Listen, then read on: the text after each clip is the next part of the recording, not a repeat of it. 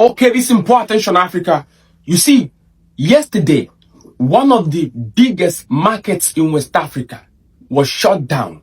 One of the biggest markets in West Africa. Someone from Nigeria sent me a message and saying, "Thank Roya, you are the voice of Africa. Are you aware that one of the most biggest markets in West Africa was shut down? That market is situated in Nigeria, in the southeastern part of Nigeria. The government shut down the market for a good 1 week." Now you'll be asking, why would the government shut down a market this as large as being considered to be one of the largest markets in West Africa be shut down for 1 week? Here is it. You see, the African proverb says something. He said, when a child is not listened to, the child will use the drum to be heard. Pay attention. You see, let us be truthful without sentiment or fear. The government shut down the market because traders refused to open on Mondays. Now you will ask, why will a trader refuse to open on Monday? Why? Monday is the first day of economic activity. Why will you decide to shut down on Monday? Now let me explain. For those who are not in Nigeria, from other part of Africa, let me elucidate so you can understand the context. You see, traders not opening on Monday, okay, it's not in their doing. It is an obedience to what they call sit at home. That is a day dedicated to one of their leaders whom they believe to be a political prisoner of conscience. So that sit at home is a form of protest saying, release one of our own. Okay, that is it. Now listen very attentively. If you find this video my opinion in this. Please, you see, share it. There is something that African history has taught us over time in this situation. African history over time has calculated and let us understood that understanding a reason is not the same as endorsing the method. Understanding a reason is not the same as endorsing a method. Pay attention. You see, when traders shut down market, do you know what it means?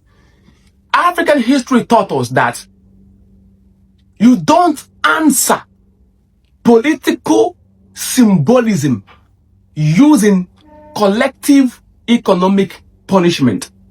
I'm coming. Listen. Across Africa, we have seen where governments forced political motivated economic shutdown. The wise have learned from it. What have the wise learned from it? What I just said to you.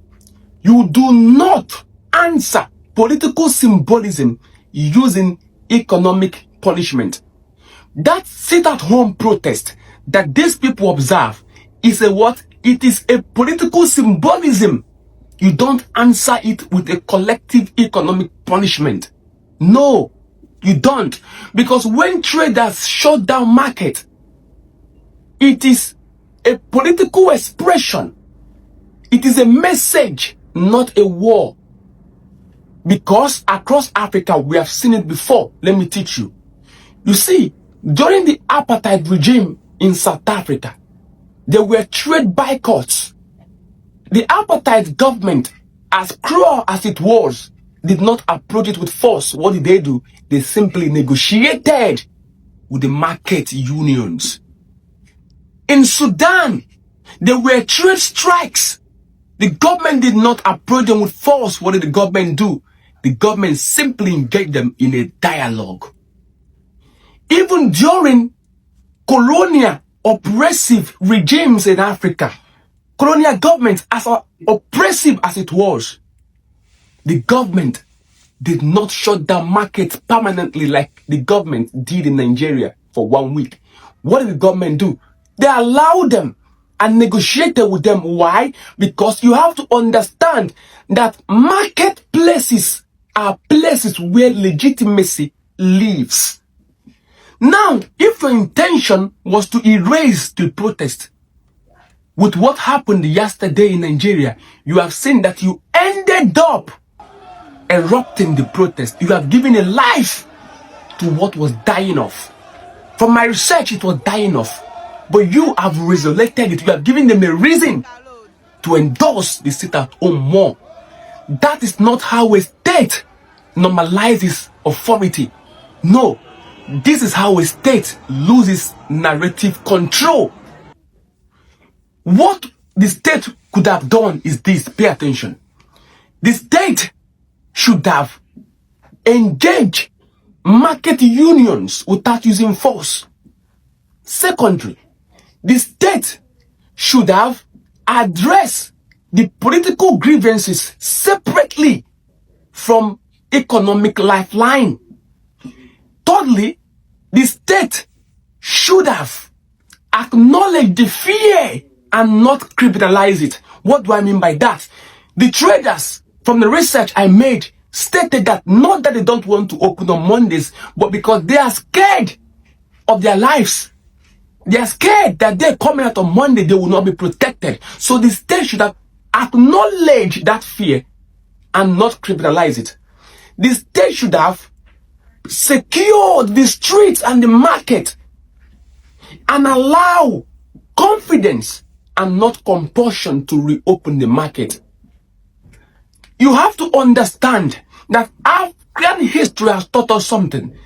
You do not govern a protest away. No, it doesn't work. You don't govern a protest away. Rather, you govern through the protest. You have to understand that you don't answer political symbolism with collective economic punishment, because that protest is born out of ideology, and you don't shut down ideology with force. When you do that, you normalize that ideology. You don't erase protest like that. When you approach it with force, you normalize it. Take it as a word that you don't answer political symbolism with economic collective punishment.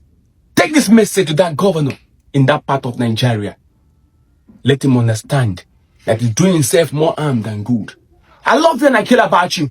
And it is my wish and prayer that that market that is considered as one of the largest markets in West Africa be opened so that life will continue. I love you and I care about you, Africa. Wisdom. The principal thing.